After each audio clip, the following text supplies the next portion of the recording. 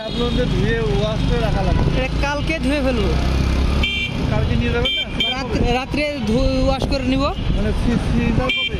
কালকে। কাল কখন? কালকে 8টায় সকাল? না সকাল না, বিকাল। কি আছে এখানে? প্যাডটা করো। আচ্ছা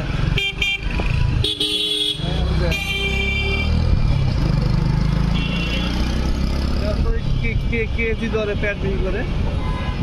হ্যাঁ, সামনেও অনেক সময় যে